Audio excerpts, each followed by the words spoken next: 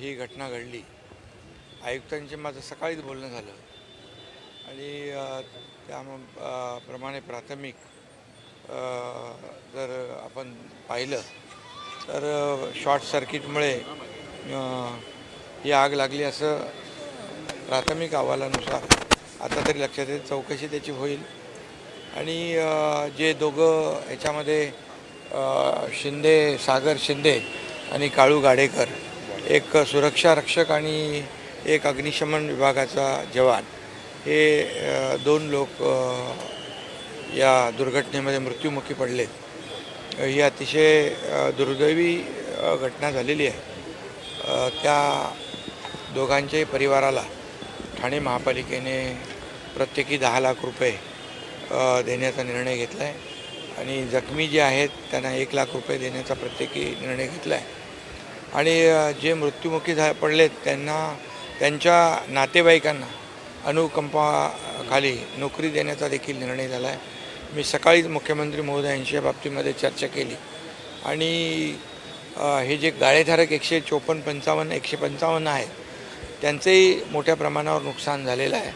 त्याचंही पंचनामे करून त्यांना देखील शासनाच्या वतीने मुख्यमंत्री सहायता निधीमधून आपण मदत करू आणि त्यांचं देखील जे काय आता व्यवसाय बंद झालेला आहे तो पूर्ववत करण्यासाठी युद्ध पातळीवर महापालिका प्रयत्न करते आहे. संपूर्ण इमारत आहे त्याची स्वच्छता पहिली केली पाहिजे, साफसफाई, त्याची रंगरंगोटी केली पाहिजे, त्याचे जी काही सगळी वायरिंग जळालेली आहे, इलेक्ट्रिफिकेशन करायला पाहिजे आणि त्याचं फायर ऑडिट आणि स्ट्रक्चरल ऑडिट हे देखील होईल, जेणेकरून भविष्यामध्ये अशा प्रकारची दुर्घटना होऊ नये यासाठी काळजी घेतली जाईल.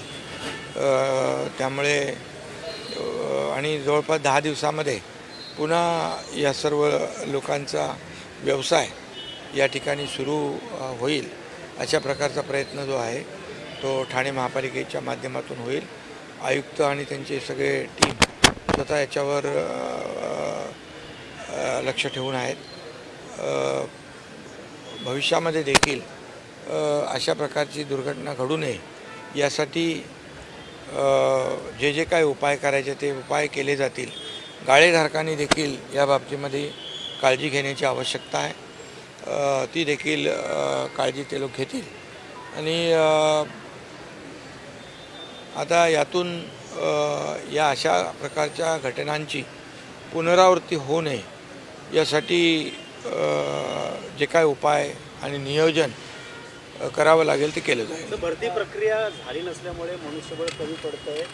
अग्निशमन यंत्रणा असेल या रुग्णालयामध्ये, त्यामुळे कुठेतरी येणाऱ्या काळात भरती प्रक्रिया रखडली होती निवडणुकीमुळे, ते कुठेतरी भरती प्रक्रिया पूर्ण केली नाही. अग्निशमन यंत्रणा जी आहे, जो एक सुरक्षा रक्षक जो आहे वरती होता, त्याला खाली येण्यासाठी अग्निशमन दलाचे जवान सांगत होते आणि त्याला वाचवण्यासाठी हे आपले 4 जवान वरती गेले. बरोबर आहे ना? बरोबर. आणि त्यामधला सुरक्षा रक्षक दुर्दैवाने मृत्युमुखी पडला आणि त्याबरोबर अग्निशमन दलाचा जवान स्वतःचा जीव धोक्यात घालून त्याला वाचवण्यासाठी गेला, त्याचा दुर्दैवी मृत्यू झालेला आहे. त्यामुळे ज्या काही अडचणी असतील त्या आयुक्तांशी मी बोलेन, चर्चा करेन. कुठली अडचण कुठल्याही भरती प्रक्रिया असेल किंवा आणखी कुठली प्रक्रिया असेल त्यामध्ये येणार नाही याची काळजी आपण घेऊ.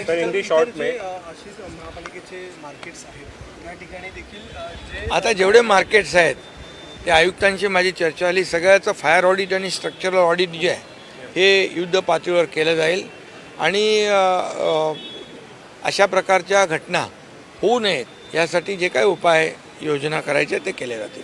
सर, इन शॉर्ट पे आज जो है थाने में भीषण आग लगी थी, जिस हादसे में 2 लोगों की मौत हो चुकी है. ये गावदेवी मार्केट है, बहुत पुराना मार्केट है. यहाँ पर जो दुर्घटना हुई है उसमें 2 जवान शहीद हुए हैं, उनकी मृत्यु हुई है क्योंकि फायर ब्रिगेड का जवान उसमें था.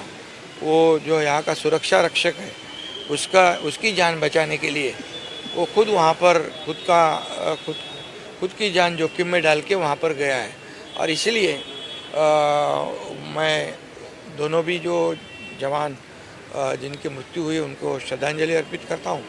और मेरी सुबह ही महापालिका आयुक्त जी से चर्चा हुई कि इनके परिवार को हम आर्थिक सहायता करेंगे। इसके मुताबिक 10 लाख रुपए प्रति उसके परिवार को महापालिका के माध्यम से मदद देने का निर्णय हुआ है। जो इंजर्ड है, जो घायल है, उसको 1 लाख रुपए देने का निर्णय हुआ है। और मुख्यमंत्री महोदय जी से मेरी बात हुई है। जो 155 यहाँ पर जो व्यावसायिक है उनका भी काफ़ी सामान जल चुका है, नुकसान हुआ है। उनको भी हम शासन के माध्यम से निश्चित रूप से मदद करेंगे और अगले 8-10 दिनों में इस बिल्डिंग को इसका स्ट्रक्चरल ऑडिट होगा, इसका फायर ऑडिट होगा और तुरंत जो यहाँ पर उपाय करने हैं वो करेंगे ताकि भविष्य में कोई भी ऐसी दुर्घटना ना हो। और आयुक्त जी को मैंने कहा है कि जितने भी हमारे मार्केट्स हैं उनका भी फायर ऑडिट और स्ट्रक्चरल ऑडिट किया जाए ताकि कहीं पर भी ऐसी दुर्घटना ना हो और किसी की जान न जाए। Okay, thank you sir. तुमचा 2 मिनिट आयफोन